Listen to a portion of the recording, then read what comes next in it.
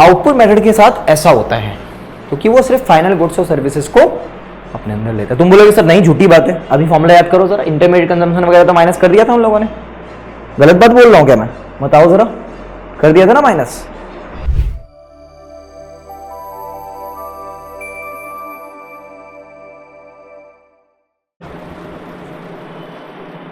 Hello students, how are you guys? Everything fine? Alright.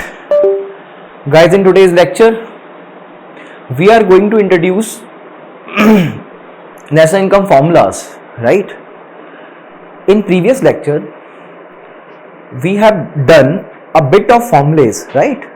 उसको concepts को समझा हमने, depreciation और ये सब चीजें कैसे बनती हैं। अब नेशनल इनकम के फॉर्मूलेज को थॉरोली हम देखने वाले हैं आज की क्लास में, ठीक है? अच्छा बच्चों, इस फॉर्मूले को देखने से पहले एक बात करनी थी आपको। अब सुनिए, जैसे क्या होता है कि हम लोग नेशनल इनकम पढ़ते हैं ना, या जीडीपी को कैलकुलेट करते हैं, तो कुछ बातों का ध्यान रखना पड़ता है हमको। अगर उन बातों का ध्यान नहीं रखेंगे तो जो जीडीपी का कैलकुलेशन होगा वो गलत हो जाएगा, ठीक है? सिमिलरली नेशनल इनकम बोल लीजिए आप। तो उन बातों को ध्यान रखा गया है फॉर्मूले में। अगर आपसे कोई पूछे ना कि भाई, जैसे कुछ एग्जांपल देता हूं, क्या आप गैम्बलिंग का पैसा जीडीपी में इंक्लूड कर सकते हो? नहीं कर सकते। क्या सडनली आपको ऐसे ही कुछ पैसा मिल गया रोड पे पड़ा हुआ, या कोई खजाना मिल गया, क्या आप उसे इंक्लूड कर दोगे? नहीं कर सकते हो, ऑब्वियस सी बात है, नहीं कर सकते हो। तो जब नेशनल इनकम का हम फॉर्मूलाज करते हैं ना, उसमें ये सब चीजों के दायरे इस तरीके से फिक्स किए गए कि ये जो चीजें हैं ना, ये आपको फॉर्मूलेज को अफेक्ट नहीं कर पाए, राइट? सो आप ये बात ध्यान रखिएगा कि जब भी आपको बोलते हैं कि भाई ये प्रॉब्लम हो गई, इसे ठीक किया कैसे जा सकता है, तो बुक में लिखा होता है आउटपुट मेथड यूज कर लो। अब आप बोलोगे सर ऐसी क्या बात है आउटपुट मेथड में? नहीं, एक्चुअल में कुछ है नहीं। वो फॉर्मूले को जो सेटअप किया गया ना, इस तरीके से किया गया कि ये जो इश्यूज है ना, ये ना आएंगे। जैसे इंटरमीडिएट गुड्स होते हैं, इंटरमीडिएट गुड्स अभी हम पढ़ने वाले भी है, लेकिन एक बार समझ लेते हैं फॉर्मूले के। इंटरमीडिएट गुड्स होते हैं बच्चों, इंटरमीडिएट गुड्स वो गुड्स होते हैं जो फाइनल गुड्स को बनाने के काम आते हैं। सर मतलब, मेरी बात को समझे, ये वो कॉमोडिटी है जो फाइनल प्रोडक्शन करने के लिए, जैसे आप ऐसे समझिए, बेकरी में हम लोग केक जो है वो फाइनल प्रोडक्शन है, राइट? तो वो जो केक हम लोग प्रोड्यूस कर रहे होते हैं ना, उसके बीच में flower, essence, sugar, flavours, right, ये सब चीजें लगती है।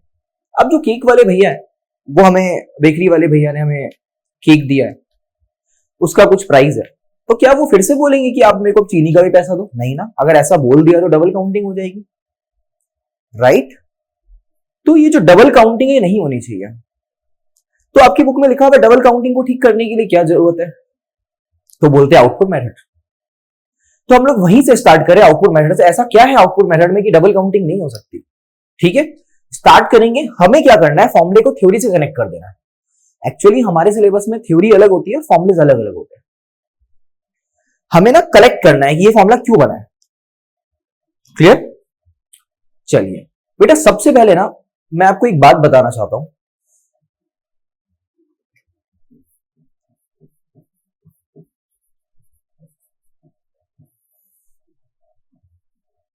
मेथड्स के अंदर जो हमारे कंटेंट में भी है, थोड़ी ये डार्क हो गई है, output method, income method and expenditure method, ये तीन मेथड्स हैं। हम लोग जो ये डबल काउंटिंग की बात की है ना, वो आउटपुट मेथड से कनेक्टेड है, इस फॉर्मूले से कनेक्टेड है। आपको एक बात ध्यान रखनी है बच्चों, इस मेथड से आपको मिलेगा क्या? GDP at MP, gross domestic product and market price. देखिए नेट तो मिलने सर इसमें, इस वाले केस में तो आप मान के ही मत चलो, क्योंकि वैल्यू जो मिलेगी ग्रॉस मिलेगी, उसमें डेप्रिसिएशन आपको लगाया हुआ नहीं होगा, आप समझिए, वो आपको रिड्यूस करना है ना बच्चों। Market price is market price, आपको पता होना चाहिए क्या होता है। क्लियर। इनकम मेथड से आपने मिलता है NDP at FC, net domestic product at factor cost. ये फैक्टर कॉस्ट बेटा, इसका कुछ रीजन है यहाँ पे फैक्टर कॉस्ट क्यों मिलता है, इस पे हम लोग विश्लेषण करेंगे इस बात पे। यहाँ पे मार्केट प्राइस क्यों होता है, बात करेंगे उस पर। फिर इधर एक्सपेंडिचर मेथड है हमारे पास, और एक्सपेंडिचर मेथड से भी हमें जीडीपी एट एमपी मिलता है। लेकिन नेशनल इनकम क्या होता है, नेशनल इनकम होता है एनएनपी एट एफसी। अगर आपसे ऐसा कहा जाए कि सर वहां तो नेशनल इनकम निकालने के लिए कहा गया था, लेकिन नेशनल इनकम निकालने के लिए कहा गया था, लेकिन जब आप कन्वर्जन करते हैं तो उसका फॉर्मूला क्या होगा जो लास्ट क्लास में पढ़ा था। इससे तो इशू नहीं है ना, हम लोग को मार्केट प्राइस से अगर फैक्टर कॉस्ट में जाना है जा सकते हैं, है ना। अगर एनडीपी आया और डी से एन में जाना है एनएफआई ऐड कर देंगे, इस पे तो कोई इशू नहीं होना चाहिए। चलिए अब बात ये करनी चाहिए ना हमको कि जीडीपी एट एमपी आ रहा है सर यहाँ पे आउटपुट मेथड में, आपने बोला है कि ये बताओगे कि ये सब चीजें क्यों लिखी हुई है यहाँ पे, इस मेथड से हमें ये चीजें क्यों मिलती है। हाँ मैं तुमको एक रफली आइडिया दे सकता हूं इस बारे में, सुनना। देखो बेटा, आउटपुट मेथड से ना हमको मिलता है जीडीपी एट एमपी,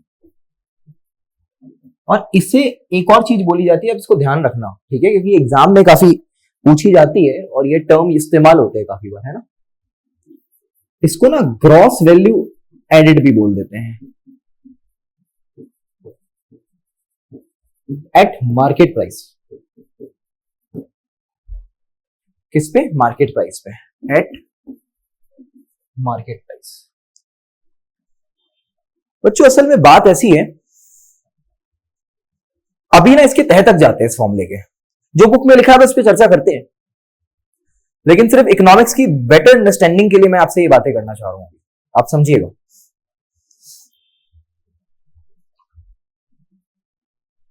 जीवी एट मार्केट प्राइस मतलब gross domestic product eight market price, ठीक है।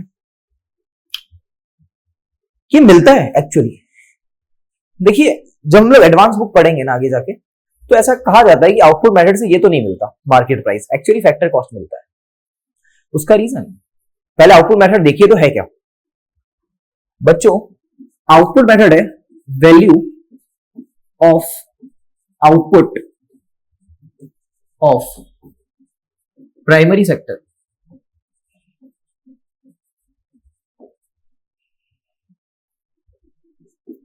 Plus value of output of secondary sector. Primary sector आप समझ रहे हैं एग्रीकल्चर का, जितने भी प्राइमरी सेक्टर में आउटपुट होते हैं वो हमें ऐड करेंगे। Value of output of secondary sector, उसे ऐड कर लिया आपने। Value of output of tertiary sector,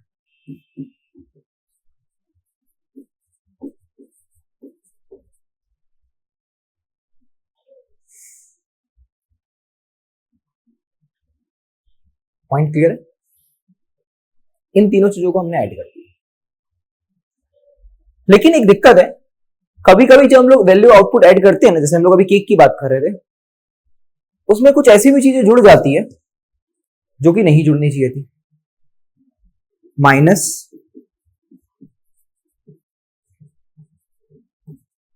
intermediate consumption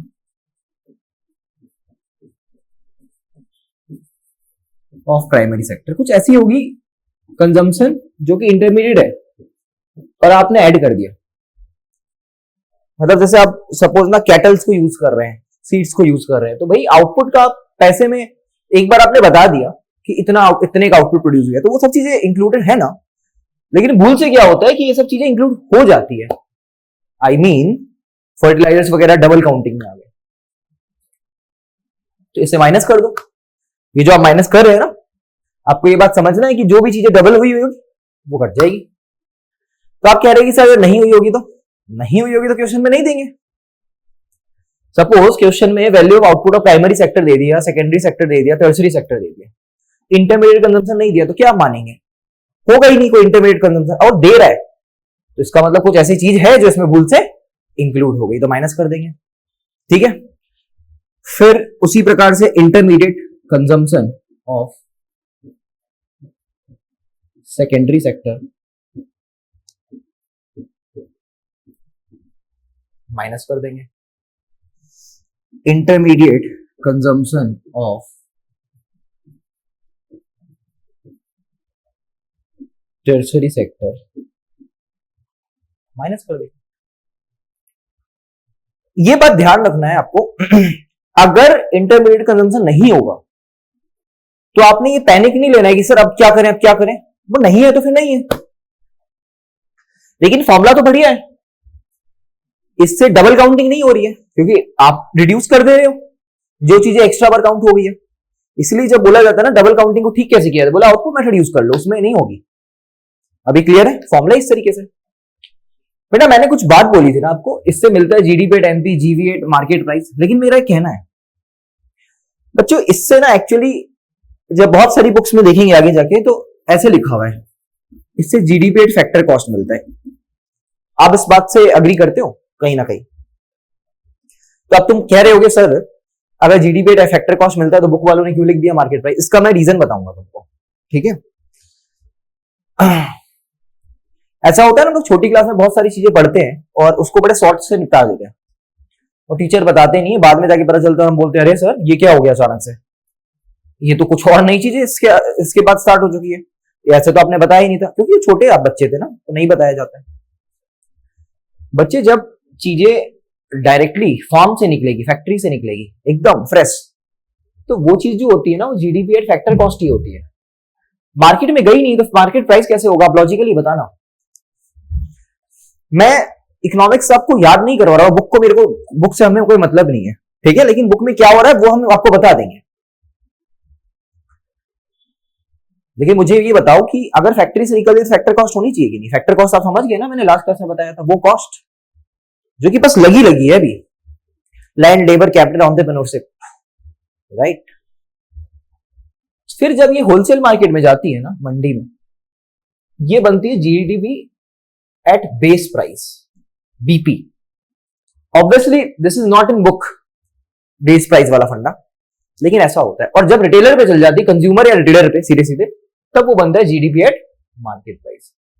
अब ये लोग आपके साथ इतना कॉम्प्लेक्सिटी नहीं करना चाहते थे, तो इन लोगों ने पहले ही बोल दिया कि ये ना मार्केट प्राइस वाला है, सीधे रिटेलर के पास जा चुका है माल। ठीक है भाई, कोई इशू नहीं इस बात से। अभी आपको ये ध्यान में रखना है क्योंकि बड़े हो जाओगे और जब ये जीडीपी एफसी आ जाएगा तो बोलेंगे सर वहां तो जीडीपी एफसी बोल रहा है। इनफैक्ट गवर्नमेंट का अगर इकोनॉमिक सर्वे एंड बजट देखोगे तो गवर्नमेंट जो है ना वो जो टूल देती है, जो इंपॉर्टेंस देती है, वो फैक्टर कॉस्ट पे देती है, फैक्टर कॉस्ट पे। अब तुम बोलोगे सर अच्छा ऐसा है, बिल्कुल सर ऐसा क्यों है, इसका भी जरा रीजन बता दीजिए। बच्चों क्या होता है कि जब हमको किसी चीज का डेवलपमेंट पता करना है तो मेरे को वहां से पता करना पड़ेगा, वो जहां जहां देखो मेरी बात समझो, आप बकेट, आपको बोला कि पानी भर के लाओ, ठीक है, तो आप पानी भर के लेके आ रहे हो बकेट से, आप बकेट से हो सकता है पानी गिरा दियो, पॉसिबिलिटी। लेकिन टैप वाटर के बाद जहां से टैप से ले रहे हो वहीं पे अगर हम लोग उस चीज को मेजर करेंगे तो करेक्ट निकल के आ जाएगा कि नहीं निकल के आ जाएगा? आप बेचारे आए जा रहे और वो ना अचानक से बाल्टी का पानी आधा हो जाता है क्योंकि नीचे होल था, है ना। तो भैया वहीं पे जाके पता करते हैं ना एक्चुअली टैप पानी कितना दे रहा है, वही बात है, सीधे सीधे फैक्ट्री में पता करते हैं डेवलपमेंट कितनी हो रही है। तो फैक्टर कॉस्ट को ज्यादा इंपॉर्टेंस दी जाती है। मार्केट प्राइस में ज्यादा टैक्स वगैरह लगेगा, कुछ करप्शन होगा, कुछ पैसे फिक जाएंगे, कुछ सामान फिक जाएगा और हमें एग्जैक्टली पता नहीं चल पाएगा। इसलिए एकदम फैक्टर कॉस्ट इज करेक्ट, वहां पे सही रहता है, वहां पे हमको रहना चाहिए, ठीक है। तो GDP at market price, GDP at market price कौन सा होता है सर? रिटेलर वाला होता है, कंज्यूमर वाला होता है, और हमको वही मान के चलना है, ठीक है। अभी कुछ देर पहले देखा होगा इनकम मेथड में एनडीपी एट फैक्टर कॉस्ट था, तुम बोलोगे सर वहां तो ले लिया फैक्टर कॉस्ट, बताऊंगा क्यों लिया वहां फैक्टर कॉस्ट, वो कौन सी जगह है आपको समझाऊंगा मैं, क्यों मार्केट में नहीं लिया, ठीक है। बिल्कुल बिल्कुल सब कुछ समझाऊंगा मैं। ये हो गया, इसे मिटा दूंगा। तो यहां पे हमने फॉर्मूला सीख लिया, क्या था फॉर्मूला जरा बताओ?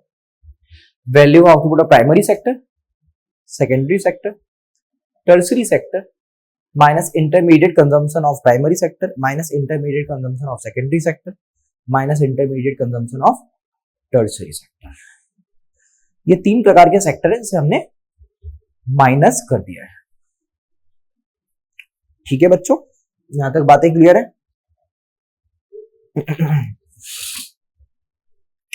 तो चलिए आगे बढ़ते हैं, दूसरे मेथड को देखते हैं हम। अच्छा आप बता दो डबल काउंटिंग का मतलब क्लियर है? मैं बता देता हूं आपको डबल काउंटिंग क्या होती है। ठीक है, थ्योरी भी साथ साथ में लेके चलोगे ना तब तो ठीक रहेगा। ऐसे अभी फॉर्मूला का न्यूमेरिकली कराते रहे तो फिर मजा नहीं आता है चीजों का। न्यूमेरिकल तो हमको करना है ना, अभी पहले फॉर्मुलेस को समझ लेते हैं फिर न्यूमेरिकल करेंगे। न्यूमेरिकल में कोई प्रॉब्लम नहीं है, कोई भी प्रॉब्लम नहीं है, फॉर्मुले को अच्छे से याद रखना बस। ठीक है, व्हाट इज डबल काउंटिंग? देखो डिफाइन करना है ना, तो ये भी आ सकता है, सिंपल सा बोलना है, this is nothing but counting of one commodity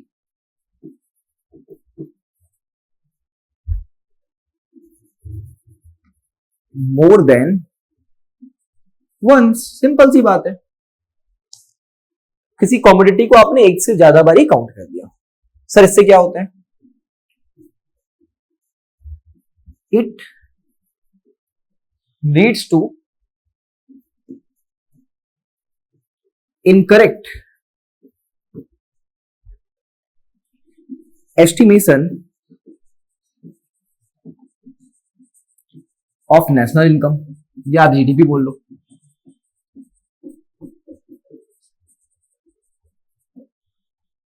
ठीक है, अब इसको थोड़ा सा नहीं 1 मार्क्स में आएगा, आप डिफाइन कर लेना। अब मैं थोड़ा सा इसकी अगर आगे कुछ पूछता है ना तो मैं बता रहा हूं, बड़े 3 मार्क्स में पूछा जाए तो। Suppose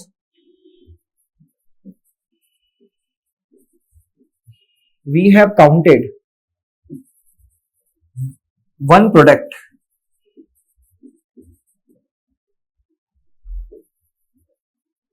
more than once, then it will lead to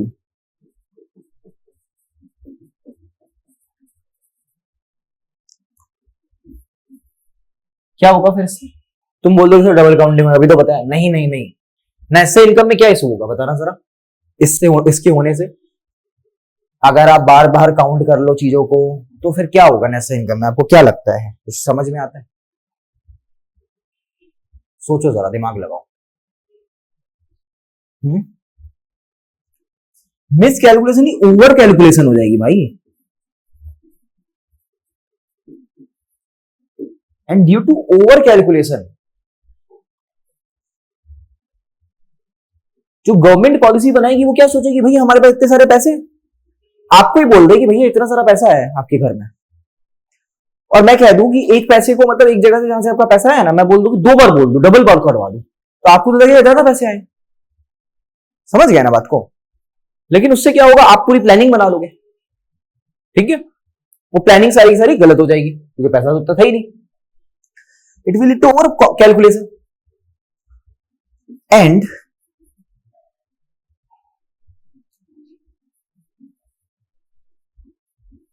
resource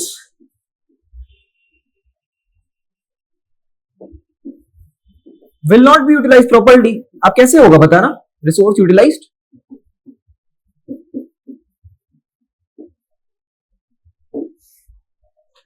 will not be utilize properly. समझ गए बात को? ओवर काउंटिंग हो रही है चीजों की। तुम बोलोगे सर अंडर काउंटिंग अच्छा है, वो भी नहीं अच्छा है यार। मैं वो नहीं कह रहा अंडर काउंटिंग अच्छा है, लेकिन ओवर काउंटिंग तो बुरा है। मेजरमेंट मतलब ऐसा लिखा होता है फिर बुक में, मेजर कैसे इसको करेक्ट किया जाए। ठीक है, यूज आउटपुट मैथड। भाई क्यों? बिकॉज अंडर आउटपुट मेथड या ग्रॉस वैल्यू एडेड मेथड, ये भी लिखा होता है ठीक,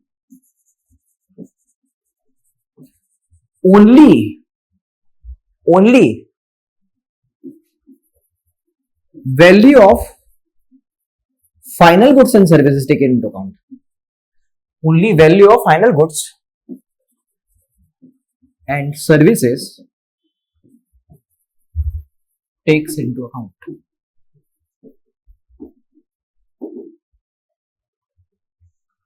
अकाउंट अकाउंट अकाउंट अकाउंट, ठीक है।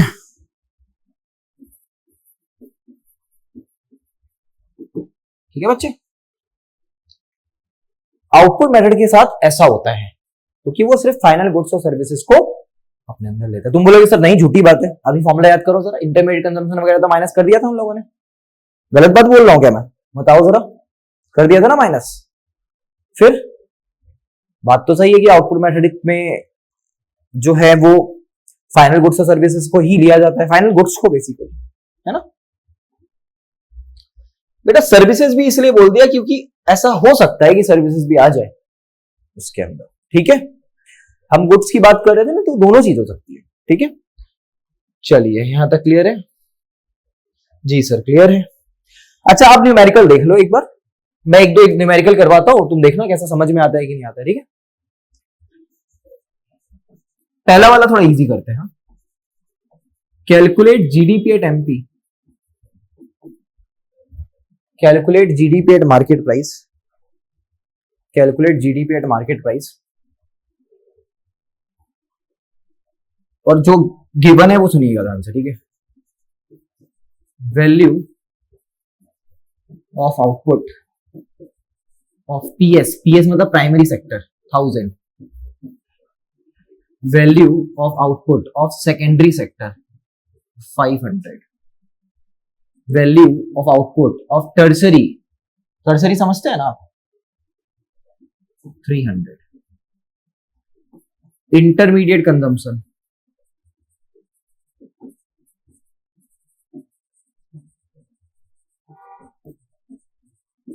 Of primary sector 100, intermediate consumption of secondary sector 200 let's say, intermediate consumption of tertiary sector 100। Now calculate GDP at MP. कितना इजी है, करना क्या है, इसे ऐड करना, इसे ऐड करना, इसे ऐड करना, इसे इसे और इसे माइनस कर देना, एकदम सिंपल है क्वेश्चन। तो 1000 प्लस 500 प्लस 300 800, 800 में से आपको कितना माइनस करना है, 400 माइनस करना है, 1400 विल बी द आंसर, ठीक है। अब सुनो मेरी बात, ये तो समझ में आ गया। अब देखो मैं ना इसे चेंज कर रहा हूं हल्का सा, क्वेश्चन को देखना आप, calculate GDP eight factor cost. अब ये फॉर्मूला लगाओगे तो आंसर नहीं आएगा। और देखो मैं कुछ एड ऑन करना चाह रहा हूं, एनआईटी नेट इनडायरेक्ट टैक्स भी दे रहा हूं, 100 का है, अब आ सकता है जी सर, आ सकता है। आपने जीडीपी एट एमपी कितना निकाला, सुनो मेरी बात, ऐसे लिखोगे GDP at MP equals to 1800 minus NIT net indirect tax minus 400, answer will be 1400।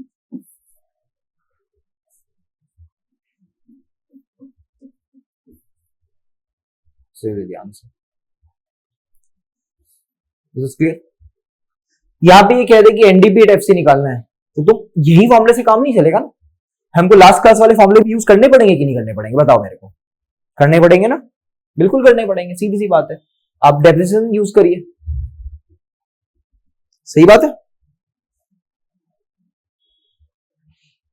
अब एक इसमें यार क्वेश्चन में कुछ दम तो नहीं लग रही है आपको, लग रहा है ये डिफिकल्ट है, लग रहा है आपको। सोचो जीडीपी मार्केट प्राइस दे दे आपको, एक क्वेश्चन देखो बस, एक ये देख लो last, GDP at market price दे दे आपको 2000, value of output of primary sector दे दे 1000 का, सेकेंडरी सेक्टर दे दे 500 का, और आपसे पूछे भाई टर्सरी सेक्टर का बता दो, बता पाओ? बोलोगे सर इंटरमीडिएट कंजम्पशन नहीं है, नहीं है तो क्या करेंगे, इग्नोर। भाई एक बात ध्यान रखना, नहीं है तो इग्नोर। अकाउंट्स और इकोनॉमिक्स में एक चीज होती है, नहीं है एंट्रीज में कुछ चीजें इग्नोर, ठीक है। तो भाई क्या होगा, आपको ये देखो, ये फाइनल आंसर है ना, जब आप इसको ऐड करते हो तो 2000 आता है, आप इन दोनों को माइनस कर दो 2000 से, 500 will be answer, so simple. तो ऐसी चीजें हो जाएंगी तो कर लेना भाई इन सब चीजों को। अब इसमें इंटरमीडिएट कंजम्पशन दे रहा है, तुम डरना थोड़ी नहीं इससे, ठीक है। चलो जी आगे बढ़े हम लोग, बिल्कुल। बुक में सिंपल क्वेश्चन है इसके, ज्यादा कॉम्प्लिकेटेड नहीं है, ठीक है।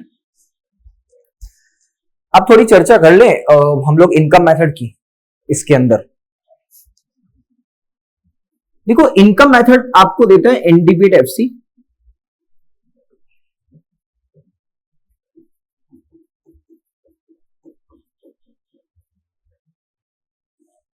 अब आपके दिमाग में ये बात कहीं ना कहीं चल रही है कि यार ये एनडीपीएफसी दे रहा है ना, ये क्यों दे रहा है, क्या दे रहा है, समझ गए बात को? भाई मैं बताऊंगा ना तुमको, एक्सप्लेन करूंगा फैक्टर कॉस्ट क्यों आ रही है यहाँ पे, तुम चिंता मत करो, तुम फिर सबको बताओगे। पहले फॉर्मूला देखो क्या है। अब आप जो ग्रोथ बता रहे हो इनकम मेथड के थ्रू बता रहे हैं, पहले आउटपुट मेथड के थ्रू बता रहे थे। अब जो इनकम हो रही है उससे भी बता सकते हैं ना आप कि कितनी ग्रोथ हो रही है, बिल्कुल बता सकते हैं सर। नेक्स्ट में हम लोग एक्सपेंडिचर मेथड पढ़ेंगे, तो भाई जो एक्सपेंसेस हो रहे हैं उससे आप बता सकते हो ना कितनी ग्रोथ हो रही है, बिल्कुल बता सकते हैं सर, इसमें क्या बड़ी बात है। ग्रोथ को कैलकुलेट करने के अलग अलग तरीके होंगे, वही तो हम पढ़ रहे हैं, ठीक है। अच्छा बच्चे, इनकम मेथड हमें दे रही है NDP at factor cost, net domestic product at factor cost, net domestic product at factor cost. तो बात तो है कुछ यार, एक तो डेप्रिसिएशन इसमें नहीं लगेगा, मुद्दा ही नहीं है डेप्रिसिएशन का। वो क्यों? क्योंकि जो इनकम मिलती है आपको नेट मिलेगी, बात खत्म होगी। ग्रॉस रॉस कोई इनकम नहीं है यहाँ पे, ठीक है। कोई लफड़ा वफड़ा नहीं है कि टैक्स को माइनस करना पड़ रहा है, ये सब करना पड़ा, सब तुम छोड़ो। मार्केट प्राइस पे आपको इनकम नहीं मिलती, फैक्टर कॉस्ट पे मिलती है। जो आपको पैसा मिलता है ना वो मार्केट में नहीं मिला है। आप समझो, आप कहीं पे काम करें, आपका बिजनेस है तो आपको पैसा मिला, फैक्टर है ना। आपको सैलरी मिली, किसी काम करने के कारण मिली है, काम करना क्या बोलते हैं, फैक्टर बोलते हैं ना, कारण बोलते हैं ना। मार्केट प्राइस इज लाइक, भाई तुम कुछ सामान की वैल्यू लगा रहे हो, ये इनकम है तुम्हारी यार। और इनकम कैसे जनरेट होगी बताना? ट्रांसफर से होती है। देखो दो प्रकार की चीजें होती है, एक फैक्टर होता है, एक ट्रांसफर होता है। ट्रांसफर मतलब आशीर्वाद दिया, पैसा उठा के ले गए तुम, नहीं बर्थडे वगैरह में गिफ्ट उठा के ले गए, सब कुछ मजे आ गए। तो बच्चों ये फैक्टर कॉस्ट है, मेरी बात को समझे आप, है ना, ये फैक्टर कॉस्ट। आइए जरा देखें, फॉर्मूला है, अब इसको याद करेंगे हम लोग। पहला है कॉम्पनसेशन ऑफ एम्प्लॉय, अच्छे से समझिएगा, ये पूरी हेड है, कॉम्पनसेशन ऑफ एम्प्लॉयज।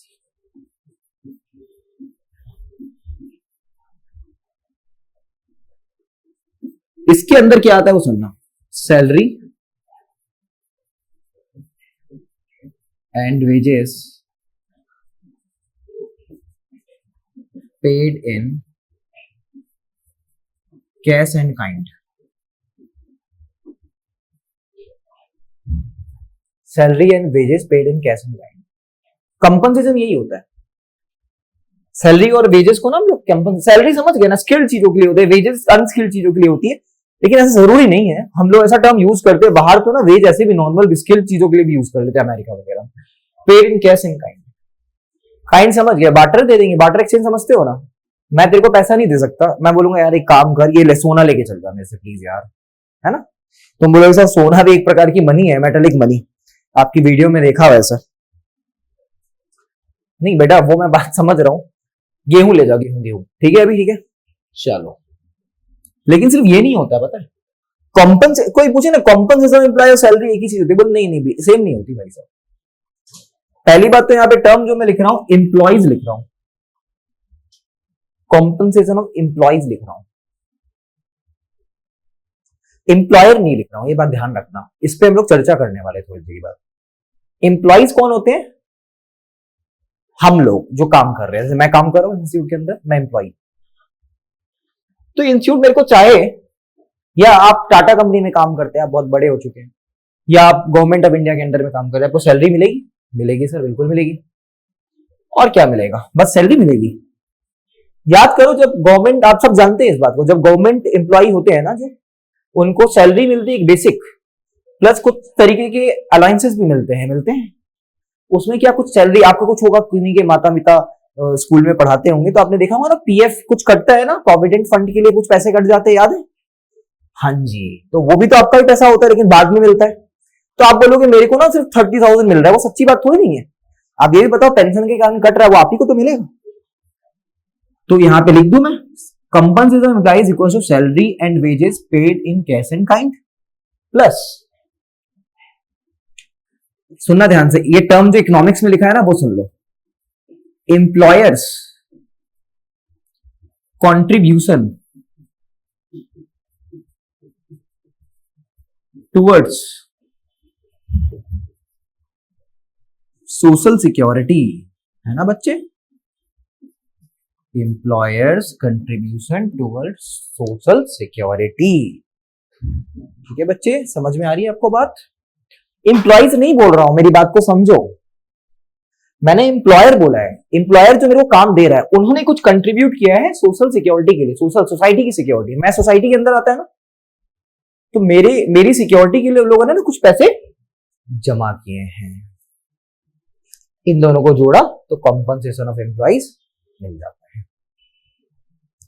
क्या यही पीएफ होता है? बिल्कुल। यही रिटायरमेंट बेनिफिट होता है? बिल्कुल। हो भी सकता है आप अगर ना यूज करो बीच में, तो इस बातों का आप ध्यान रखना थोड़ा सा, कभी कभी ना चेंज कर दे वर्ड और तुम कंफ्यूज है, बोला अरे ये कैसे हो गया, हमको तो पता ही नहीं, सर ने बताया ही नहीं, पीएफ भी हो सकती है इसके जगह पे, है ना? नहीं बेटा, यही होता है। पहले ही क्लियर है? कॉम्पनसेशन एम्प्लॉय ये ऐड करना है आपको, सिर्फ इतना ही फॉर्मूला नहीं है, अभी मैं और बोल रहा हूं आपको, आप चिंता मत करो, ठीक है? सुनो, ये हो गया। Next, operating surplus. बेटा एक हेड था कॉम्पनसेशन एम्प्लॉय, इसको बी लिख लो, एक काम करो, तुम कंफ्यूज हो जाओगे, और वो सब था, ठीक है? दूसरा हो गया ऑपरेटिंग सरप्लस। बेटा ऑपरेटिंग का मतलब क्या होता है जरा बताओ? ऑपरेशंस एक तरीके का सुना है? बोले सर ऑपरेशन के डॉक्टर? नहीं, डॉक्टर वाला ऑपरेशन नहीं बेटा। जब कोई कंपनी में काम करते हैं तो उसमें ऑपरेशंस हो रहे होते हैं ना, समझ गए ना? तो उस ऑपरेशन में कुछ पैसे बचते हैं, बचते ही है सर, तभी तो हम लोग कंपनी खोल के बैठे हैं। तो operating surplus is equal to rent, इसके अंदर का सब है, interest, profit and royalty. This is clear? Rent, interest, profit, royalty, rent, interest, profit, royalty, right? Operating surplus ऐसे याद करो, रेस्ट इन पीस, इससे इतना तो याद हो ही जाएगा, बोलते हैं ना RIP। तो बच्चे रेस्ट इन मैं वही बोलने लगा, रेंट, इंटरेस्ट, प्रॉफिट, रॉयल्टी। हो सकता है मेरे जो प्रॉपर्टी डीलिंग का काम है, तो मैं रेंट पे लगाता हूं, मेरे को पैसे आते हैं, करेक्ट बात है। इंटरेस्ट याद करो, कहीं पैसे लगा दिए, उससे इंटरेस्ट भी तो आ सकते हैं ना, इन्वेस्टमेंट कर दी। प्रॉफिट, ऑब्वियसली प्रॉफिट कमाते ही अपन लोग। रॉयल्टी का मतलब क्या हुआ सर? मैकडोनल्ड्स है ना, उसने अपनी फ्रेंचाइजी दी किसी को, डोमिनोज ने अपनी फ्रेंचाइजी दी, बाइजूस ने अपनी फ्रेंचाइजी दी, जिस बंदे को दी बोला भैया आपको ना फ्रेंचाइजी का पैसा देना पड़ेगा, फ्रेंचाइजी के पैसे को बोलते हैं रॉयल्टी। भैया आप मेरी रॉयल्टी यूज कर रहे हैं, मेरा नाम यूज कर रहे हो, उसके लिए भी तो कुछ पैसा देना पड़ेगा, वो भी मिलती है। अब तुम बोलोगे सर ये सारे कंपनी में थोड़ी नहीं होता है सर, तो बहुत बड़ी बड़ी कंपनी होनी चाहिए। हाँ बात सही है, लेकिन अगर दिया हुआ होगा एग्जाम में तो आपको इसे कंसिडर करना है, ठीक है जी? अभी क्लियर है? Compensation employ, operating surplus, 2 point clear. Last C, एक और तरीके से इनकम जनरेट होती है, mixed income of self employ.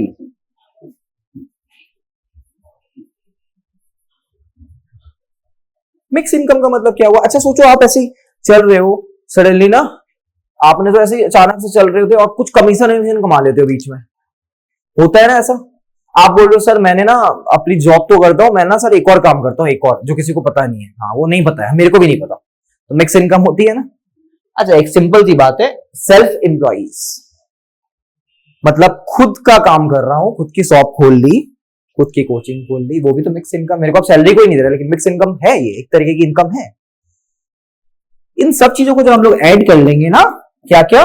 Compensation of employ, operating surplus, mix income of self employees, तो हमें जो मिलेगा वो मिलता है NDPAT-FC।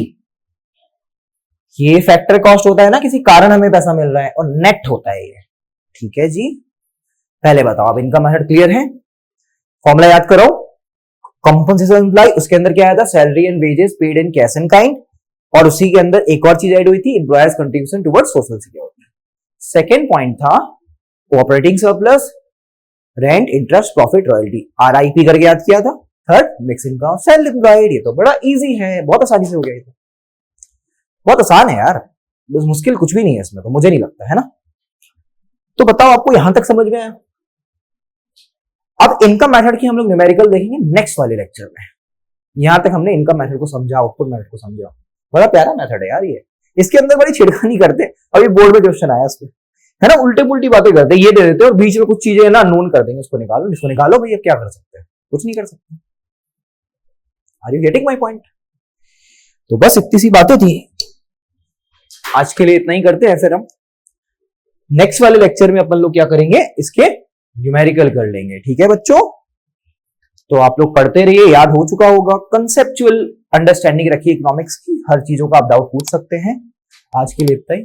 Thank you very much.